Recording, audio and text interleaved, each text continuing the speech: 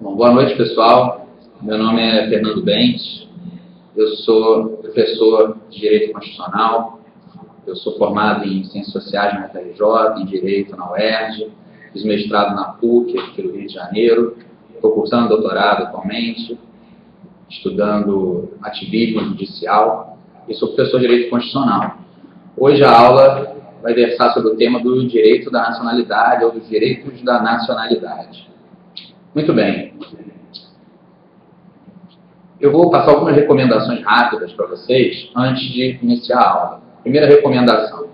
Eu vou passar os slides, a gente vai acompanhando a aula. Se tiverem alguma pergunta, vocês podem clicar logo acima do chat, ou melhor, logo abaixo do chat, tem uma interrogação, vocês clicam ali, vai abrir uma caixa de texto, vocês vão poder digitar a sua pergunta. Ninguém vai ver a pergunta de vocês, só eu. Então vocês podem perguntar o que for, e logo depois, no final da aula, eu vou respondê-los a todos. Muito bem, depois de 30 minutos de aula de teoria, eu vou dar uma paradinha de 5 minutos e retorno com alguns exercícios que eu deixei para vocês. Quem quiser ter acesso à aula completa, pode clicar no arquivo PDF, ela está disposta no item anexo. Basta fazer o download. Ok? Muito bem.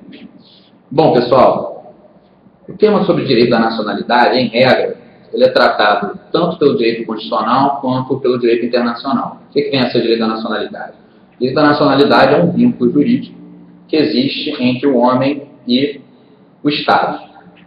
Como assim vínculo jurídico? Como se dá a ligação de um ser humano com o Estado? Ou seja, de que maneira esse homem pode ser protegido pelo Estado e tem também uma série de obrigações por conta de pertencer a esse Estado. Por exemplo, o serviço militar obrigatório, o respeito às leis desse Estado, à Constituição, etc. Isso se dá pela nacionalidade. Por favor, não confundam nacionalidade com cidadania. Em termos de direito constitucional positivo, cidadania nada mais é que o gozo de direitos políticos, certo? Direitos políticos ativos, direitos políticos passivos. O direito de ser votado, o direito de votar. Então, cuidado, façam essa distinção. O direito à nacionalidade é diferente do direito políticos, né? Muitas vezes você vê na imprensa sair esse noticiário, o sujeito tem a cidadania brasileira, o sujeito tem a cidadania italiana. Não cometam esse erro. O sujeito é nacional brasileiro, nacional italiano, nacional argentino, etc. São coisas completamente diferentes. Na verdade, primeiro, antes de você ter cidadania para o Brasil, para o direito constitucional brasileiro, você precisa ser um nacional brasileiro. Sem a nacionalidade, primeira condição para que você goze de direitos políticos, certo? E, portanto, tem a cidadania. Muito bem. Então, abordar de maneira sumária o direito da nacionalidade, nós passamos, então, para o tema da aquisição da nacionalidade. De que maneira a nacionalidade será adquirida? Existem alguns critérios. Esses critérios, como eu falei para vocês no início da aula, são tratados tanto pelo direito constitucional quanto pelo direito internacional. O primeiro critério, né, que nós vamos tratar aqui, eu vou avaliar os artigos da Constituição que tratam sobre isso, né, o artigo 12 da nossa Constituição Federal, mas os critérios que são tratados no Brasil e em outros lugares do mundo são basicamente 4. Primeiro, o critério territorial, né, que é um critério que se desenvolveu bastante na Idade Média, né, vocês devem se lembrar, pela servidão que ligava o homem à terra e, portanto, a nacionalidade era concedida de acordo com o território que o sujeito nascia. Se a pessoa nasceu num território determinado, ela tinha direito à nacionalidade daquele país. Muito bem. Geralmente, os países que receberam uma forte corrente de imigrantes têm esse critério. Por quê? Porque é muito mais fácil você adaptar, né, gerações vindouras que vão se estabelecer naquele país. Quando você aceita pessoas de todas as nacionalidades do mundo, as recebe no seu país, estabelece que todos os seus descendentes, por nascerem naquele território, serão nacionais dos Estados Unidos, do Brasil, etc., de todos os países que adotam esse critério, que é o critério territorial ou ius soli. Muito bem. O segundo critério, o critério da filiação, o ius sanguinis. Que critério é esse? Esse critério, em regra, foi adotado pelos países que tiveram uma forte corrente de expulsão de seus nacionais. Né? São países que tiveram, como a Itália, por exemplo, em momentos de crise, de guerra, de crise econômica, tiveram um movimento de expulsão muito grande de seus nacionais. E para continuar estabelecendo vínculos culturais e econômicos com esses nacionais, o critério adotado foi qual? O da descendência, da filiação, o critério sanguíneo, que concede a nacionalidade pelo laço sanguíneo. Ou seja, se você tiver ascendentes, parentes que tenham a nacionalidade daquele país, você vai receber a nacionalidade daquele estado. Muito bem. Outros critérios, não muito debatidos, mas parte da doutrina jurídica debate, tanto da doutrina constitucional quanto internacionalista, seria o critério da residência, né? O sujeito estabelece residência em determinado país, então acaba conseguindo nacionalidade. O critério laboral, quando você está a serviço de algum país, você provisoriamente ou de maneira permanente acaba adquirindo também a nacionalidade. Esse critério laboral, por exemplo, é o adotado pelo Vaticano, na cidade-estado do Vaticano. As pessoas, enquanto trabalham a serviço do Vaticano, conseguem a nacionalidade do Vaticano. Muito bem. O critério da aquisição originária, eu acabei de explicar para vocês. Ela forma o chamado nacional nato, né? Ela concede a nacionalidade nata.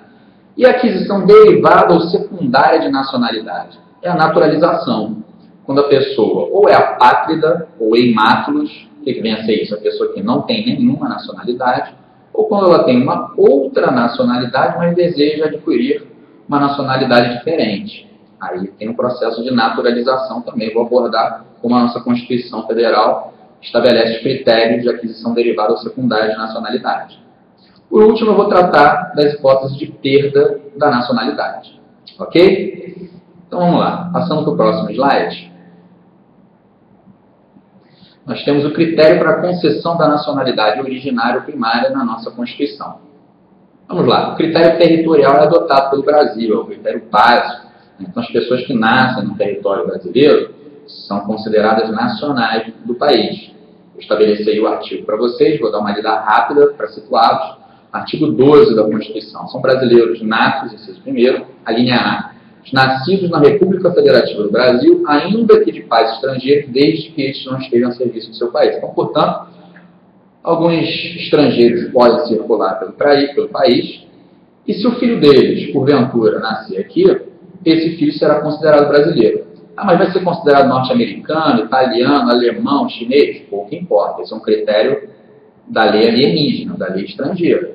Então tem que saber igual que a lei estrangeira estabelece. Certo? A princípio, ninguém precisa saber. Vocês precisam conhecer os critérios brasileiros de concessão da nacionalidade. Certo? Muito bem. Então o critério territorial é esse. Nasceu no Brasil, no território da República Federativa do Brasil, é brasileiro. Uma ressalva, qual? Se esses pais estiverem a serviço do seu país, por exemplo, o embaixador sueco vem ao Brasil com a sua esposa e a embaixatriz grávida tem filho aqui no Brasil. Muito bem. O embaixador sueco está a serviço do seu país, teve um filho aqui, ele não vai ser considerado nacional brasileiro. Certo? É a ressalva que faz a linha A do artigo 12, inciso 1º. Muito bem. Passando para o próximo critério, é o critério da filiação, sobre o qual eu já falei para vocês, artigo 12, inciso 1º, a linha B. Os nascidos no estrangeiro, de pai brasileiro ou mãe brasileira, desde que qualquer deles esteja a serviço da República Federativa do Brasil. Ou seja, quando nacionais brasileiros viajam ao exterior a serviço e têm um filho lá, seria bastante injusto, convenhamos, né? A gente tem que analisar um pouco a origem, né, dessa norma constitucional, o porquê dela ter sido elaborada dessa maneira. Seria um pouco injusto que a pessoa estivesse trabalhando a serviço do país, a serviço do Brasil, viajasse, tivesse um filho no exterior e, ora, seu filho não fosse um nacional brasileiro. Portanto, essa é a explicação dessa norma constitucional. Estando a serviço do Brasil no exterior, teve um filho, ele é nacional nato do Brasil, sem problema algum, contanto que esses brasileiros, esses nacionais do Brasil, estejam a serviço do país. Aí tanto faz, pode ser o pai, pode ser a mãe. Ou os dois, ou um dos dois, não tem problema nenhum. Certo? Por exemplo, Brasil, embaixador brasileiro na França, vai com a sua esposa, tem um filho, esse filho é nacional brasileiro, sem problema algum. Uma ressalva, que vem a ser esse brasileiro, ou pai ou mãe brasileira a serviço do Brasil.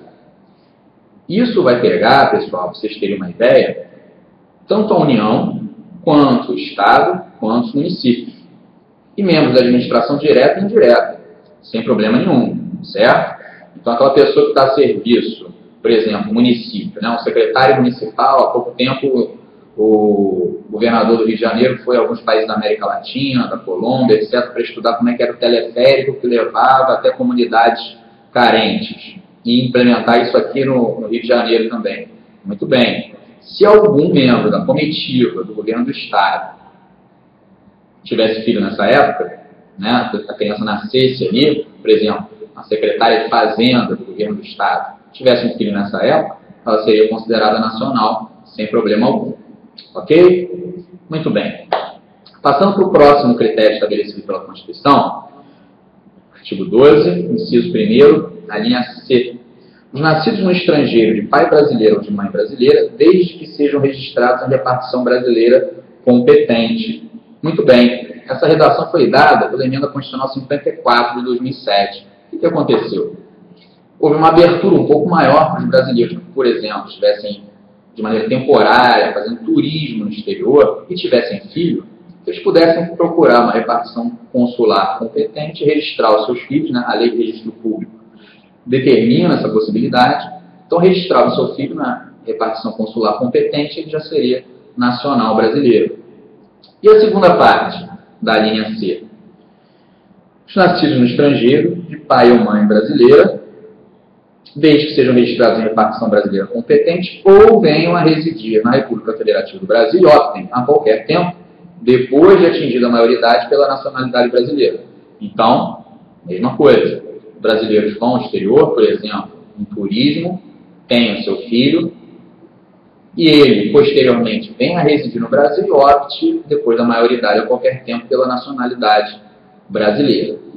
Muito bem? Ok, esses foram critérios, então, de concessão da nacionalidade originária ou primária, que cria a figura do nacional nato. Muito bem. Próximo slide, nós temos as hipóteses de concessão da nacionalidade derivada ou secundária. Muito bem. Então, de que maneira a pessoa pode se naturalizar brasileira? Bom, alguns critérios. Primeiro, a hipótese de naturalização ordinária. Originário de países de língua portuguesa, com residência por 1 ano, ininterrupto e idoneidade moral. Essa questão da idoneidade moral é uma norma de textura aberta, há que se avaliar em cada caso. Mas a residência por 1 ano ininterrupto é realmente necessária, que aqueles egressos de países de língua portuguesa, né, como São Tomé e Príncipe, Portugal, Angola e outros mais, que venham a residir no Brasil, é necessário que eles fiquem 1 ano inteiro no Brasil, eles não podem em nenhum momento, por exemplo, passar 1 semana dentro desse 1 ano no exterior e voltar, uma viagem de negócio, uma visita à família, depois retornar ao Brasil, tem que ser 1 ano ininterrupto? Não necessariamente, não necessariamente. Eles podem se ausentar momentaneamente e retornar ao Brasil, certo? E a concessão extraordinária, né? A naturalização extraordinária. São residentes no país, residentes aqui no Brasil, há mais de 15 anos ininterruptos, vale a mesma coisa que eu falei para vocês sobre o ininterruptos estabelecido pela Constituição, e sem condenação penal. Aí já é bastante claro, né? Para a concessão da naturalização extraordinária não pode haver condenação penal e o prazo é um pouco maior, 15 anos, também chamada de naturalização quinzenária. Muito bem, só uma ressalva. O Estatuto dos Estrangeiros, né, a Lei 6.815 de 1980, estabelece, nos artigos que eu citei para vocês, outras hipóteses de naturalização. E aí? Nós temos a Constituição, que estabelece os critérios que eu já citei para vocês, e temos o Estatuto do Estrangeiro, Estatuto dos Estrangeiros. E agora? Sem problema algum. Embora parte da doutrina internacionalista determine que a Constituição de 88 tenha revogado as hipóteses do Estatuto dos Estrangeiros, na verdade, a maior parte da doutrina constitucional, a corrente majoritária, estabelece que não. Estabelece que o Estatuto dos Estrangeiros continua existindo, continua tendo validade, e esses critérios continuam vigorando. Tanto é assim que a própria Constituição cria uma abertura. Vou citar para vocês. Olhem só. No artigo 12, inciso 2º, a linha A, olha bem o que a linha A fala. Naturalizados, os que, na forma da lei, adquiram a nacionalidade brasileira. Depois, o inciso vai falar do caso dos egressos de língua portuguesa, dos países de língua portuguesa, e depois vai falar sobre a naturalização extraordinária. Mas quando a Constituição cita, na forma da lei, os que adquirem a nacionalidade brasileira, o que a Constituição está falando? A Constituição está especificando que uma lei ordinária pode, muito bem, estabelecer outras hipóteses de concessão da nacionalidade derivada, certo? Ou secundária, ou de segundo grau, segundo alguns autores.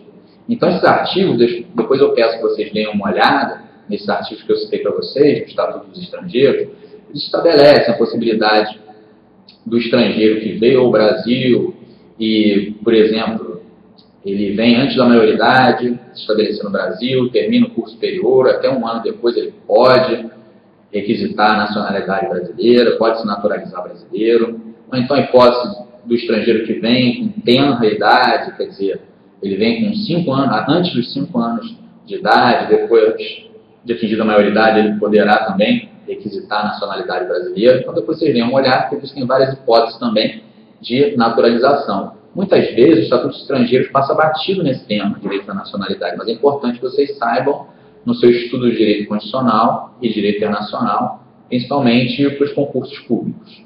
Certo? Passando, então, próximo slide. Nós temos as hipóteses de perda da nacionalidade brasileira na Constituição Federal de 1988. Quais são as hipóteses de perda? Primeiro, cancelamento da naturalização por atividade nociva ao interesse nacional, o artigo 12, parágrafo 4º, inciso 1º, e a aquisição de outra nacionalidade. Muito bem.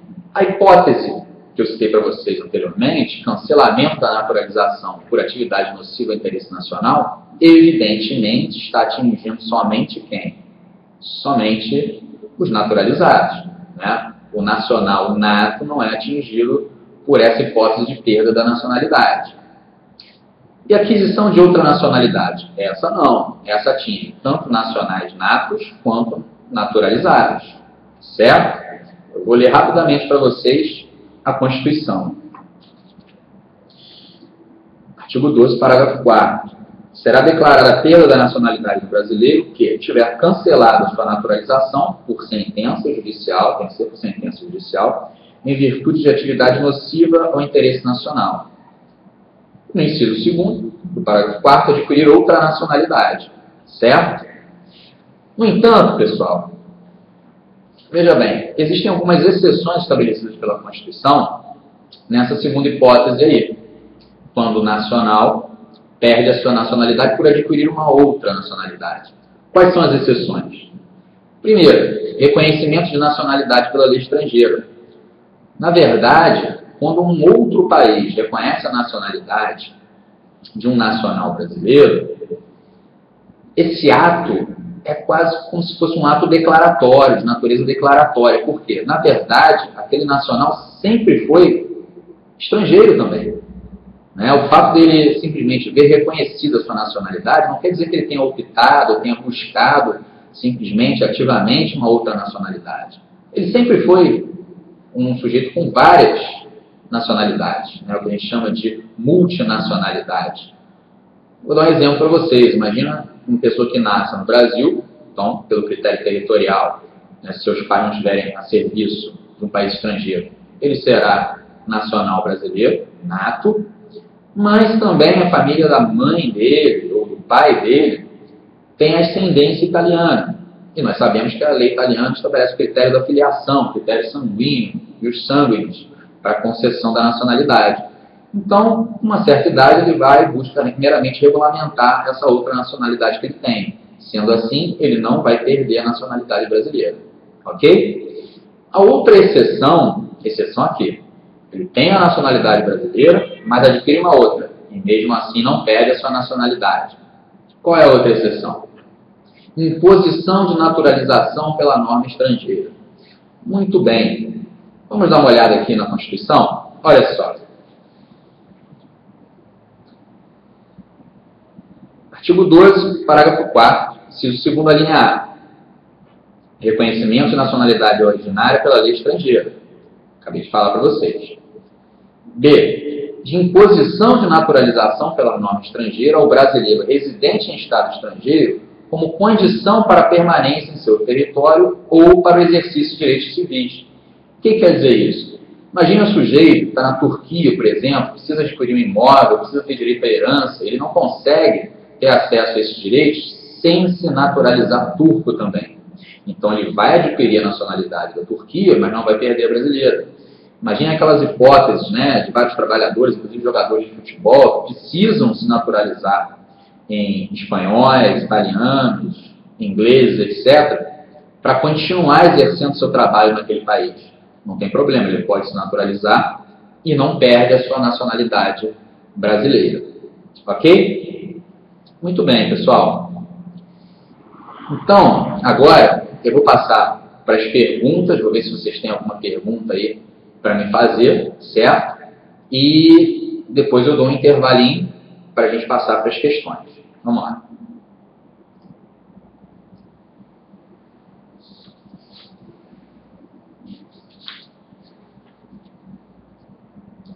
Bom, Tiago Dantas, primeiro. Professor, é possível que alguém que perdeu a nacionalidade volte a adquiri-la depois?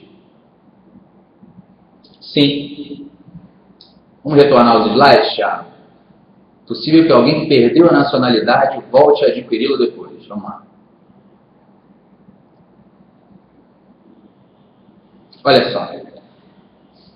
Hipótese de perda da nacionalidade. Eu falei para vocês. Cancelamento de naturalização por atividade nociva ao interesse nacional. Nesse caso, a gente está tratando apenas dos naturalizados. E se eles perderem a sua nacionalidade brasileira, sua nacionalidade derivada, eles não voltam, não podem mais ser nacionais brasileiros, certo? Agora, na segunda hipótese, se você perde a nacionalidade por aquisição de uma outra nacionalidade, você pode readquirir sim. Pode readquirir, contanto que você preenche os critérios de naturalização, né? Por exemplo, imagina um sujeito que perde a nacionalidade brasileira porque adquiriu a nacionalidade russa, por exemplo. Ok, mas esse sujeito volta a morar no Brasil por 15 anos ininterruptos ou preenche as condições estabelecidas no Estatuto dos Estrangeiros. Muito bem. Se ele preencher as condições de naturalização, ele volta a se tornar um nacional brasileiro. O que acontece, Tiago Dantas, até é um nome bastante famoso dentro do mundo do direito, né? Tiago Dantas. O que acontece é o seguinte, a doutrina constitucional se divide um pouco em como tratar esse nacional, né? Por exemplo, Zé Afonso da Silva acredita que se você perde a sua nacionalidade e depois volta a adquiri-la, você vai se tornar nacional nato se você já era um nacional nato. Então, por exemplo, você que é brasileiro, perde a nacionalidade, é um brasileiro nato, perde a nacionalidade, adquire a nacionalidade russa.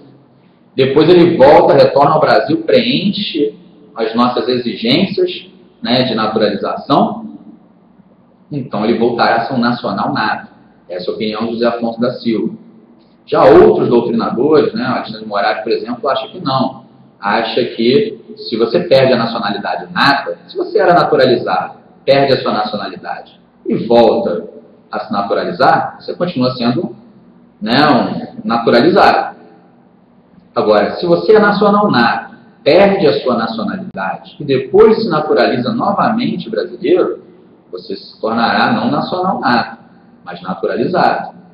O que vale dizer o seguinte: eu nasci brasileiro nato, perdi minha nacionalidade brasileira, me naturalizei novamente e agora? Agora eu sou naturalizado. Essa é a posição do Alexandre de Moraes. Bom, eu tendo a concordar com o Alexandre de Moraes, né? Eu acho que uma vez perdida a nacionalidade, seja nata, seja naturalizado, quando você a readquire como naturalizado, certo? Não como nacional nato.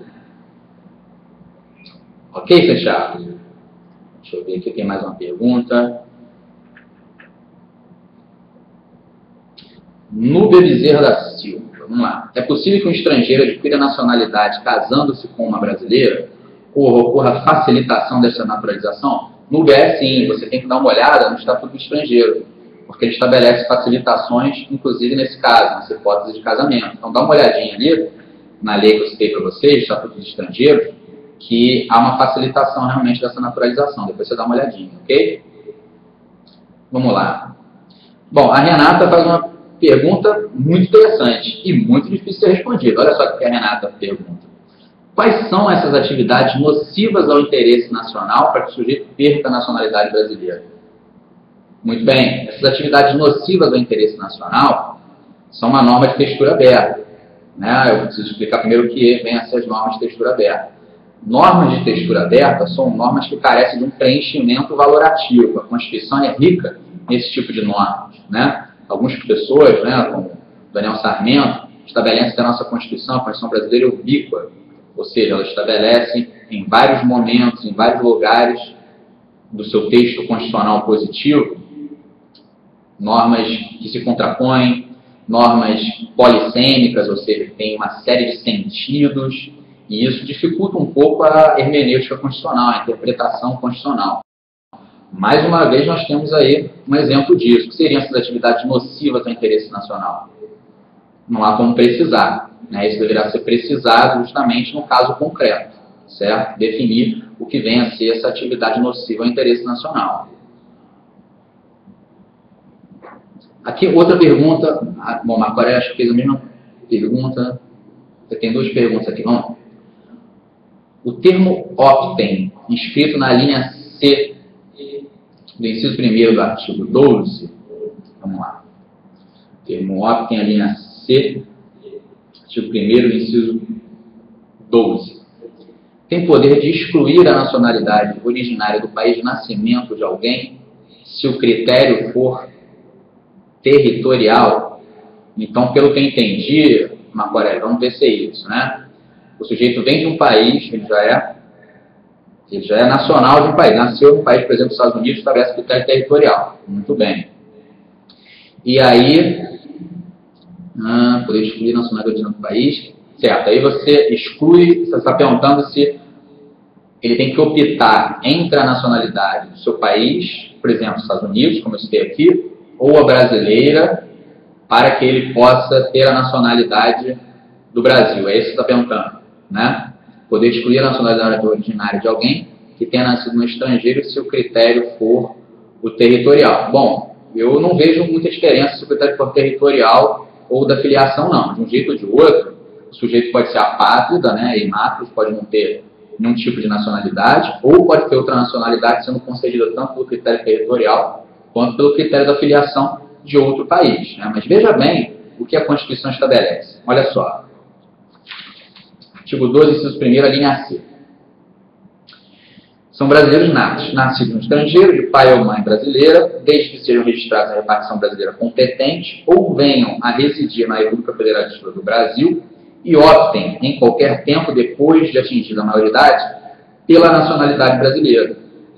Aqui, Marco Aurélio, a gente está diante de uma possibilidade de nacionalidade nata. Né? Então, essa questão da opção, muitas vezes, não é critério para que você... Não é critério no Brasil, não é critério em outros países também. Né? Está estabelecendo um critério não de opção, como se a nacionalidade anterior dele tivesse que ser excluída. Né? O optem aí determina simplesmente o seguinte: ele quer a nacionalidade brasileira. Né? Ele quer ser um nacional nato brasileiro. Né? O que você perguntou é muito interessante, mas não se aplica exatamente nessa hipótese. Né? Essa opção, na verdade, existem outras situações. Muitas vezes um nacional vai até um outro país, deseja se naturalizar. E aí esse país exige que ele, primeiro, por algum tipo de documento formal, abdique da sua nacionalidade antiga e venha se naturalizar naquele país ao qual ele está pleiteando a sua nacionalidade. Nesse caso aqui, da linha C, não é bem isso. Na linha C, uma hipótese de concessão da nacionalidade. Esse optem aí está dizendo o quê? Qual é o critério aí? O critério é, se você quiser ser nacional brasileiro, você pode optar, você pode querer ter a nacionalidade brasileira nata. Certo? O que você colocou como optem, na verdade, é estabelecido em outros países quando esse país exige o seguinte: você quer ser norte-americano? Então, estabeleça que você está abdicando da sua nacionalidade originária para ser um norte-americano. Aí sim, não é o caso aqui da linha C, certo?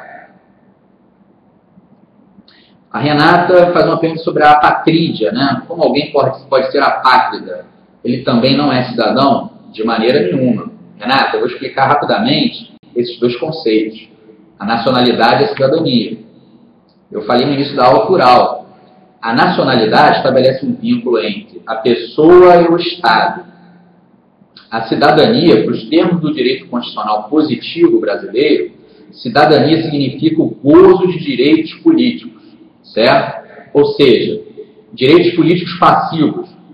Direito, a capacidade que a pessoa tem de ser escolhida, portanto passiva, ser escolhida como candidato político, um mandato político.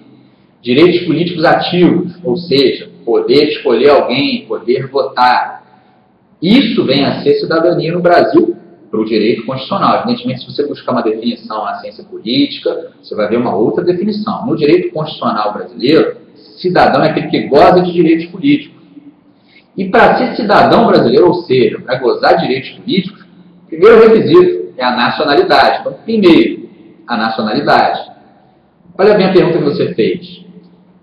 Se a pessoa nasce no Brasil, ela pode ser nacional e não cidadã? Pode, até que ela atinja a maioridade. Por exemplo, para fins de cidadania, até que ela chegue aos 16 anos e tenha aquele interregno de 16 aos 18 anos, em que ela pode ou não, que existe a facultatividade do voto ou não, né, que ela pode gozar ou não a faculdade dela de direitos políticos ativos, ela pode votar ou não, ela vai ser nacional, mas ainda não é cidadão. E antes dos 16 anos, a mesma coisa. Vai ser nacional brasileira, vai ter uma série de direitos, algumas obrigações, mas não será cidadão para o direito constitucional dogmático, para a dogmática constitucional positiva.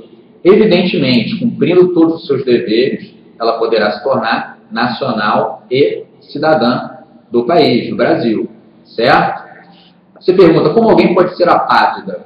Existem várias situações, vocês devem se lembrar de um filme com Tom Hanks, né, em que ele sai de um país, o país acaba e ele fica perdido num aeroporto. Esse é um caso real, só que no filme é retratado como se fosse em Nova York, né, no aeroporto John Kennedy. Não é verdade, na vida real isso aconteceu no aeroporto em Paris, no aeroporto Charles de Gaulle. Nesse aeroporto o que aconteceu? O sujeito saiu de um país, esse país acabou, né, então não o reconhecia mais como nacional, ele entrou em Paris e uma vez na França, ele não tinha nenhuma nacionalidade. A França sequer poderia tratá-lo, né, para saber se ele poderia entrar no seu país, se não poderia, porque ele não tinha documentos, ele não tinha como provar que ele era de algum país, porque seu país originário simplesmente deixou de existir.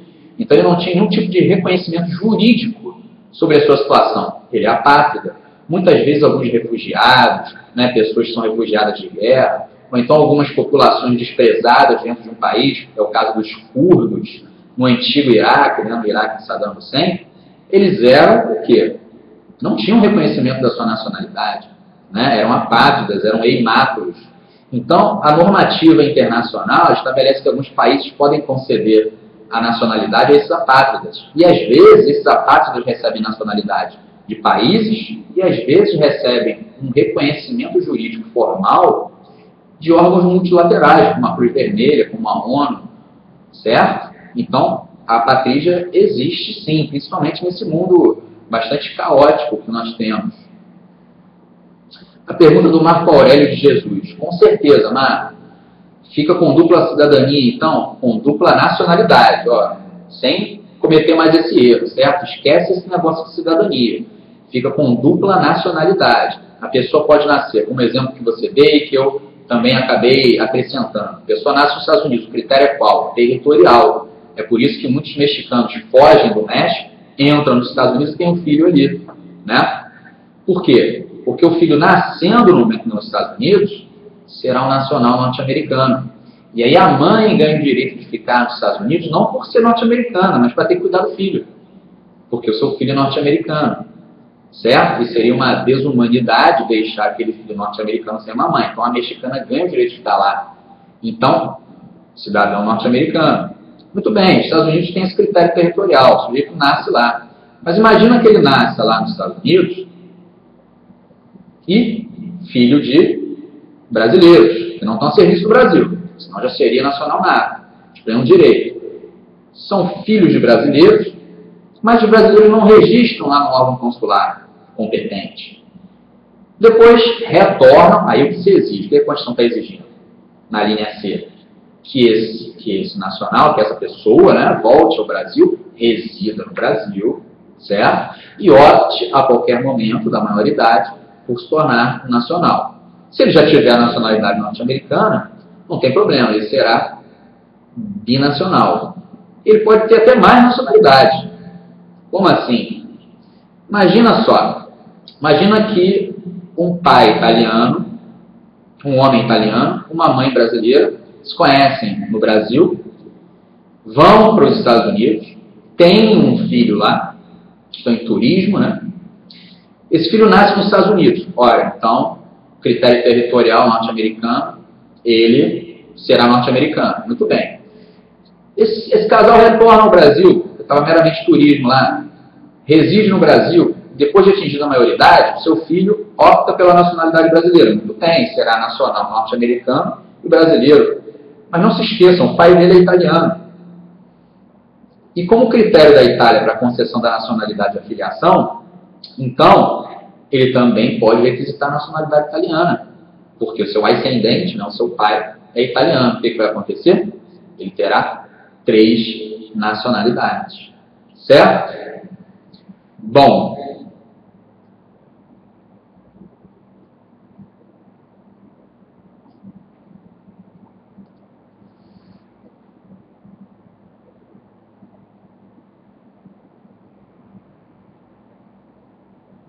Nubia está me fazendo uma pergunta que está lá no meio das questões, nas questões que eu preparei para vocês. Professor, se o estrangeiro que ainda não adquiriu a nacionalidade, ou seja, estrangeiro, comete crime aqui no Brasil, será julgado aqui ou no país de origem? Será julgado aqui, certo?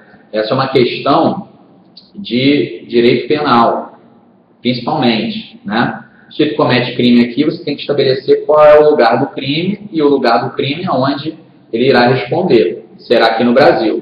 Eu tenho até uma questão depois estabelecida para vocês, mas que diz respeito à extradição. Depois a gente vai acompanhar. Então, fim dessa parte de perguntas, pessoal, eu vou dar uma parada bastante rápida, 5 minutinhos, e volto aqui com as questões. Ok? Já volto então.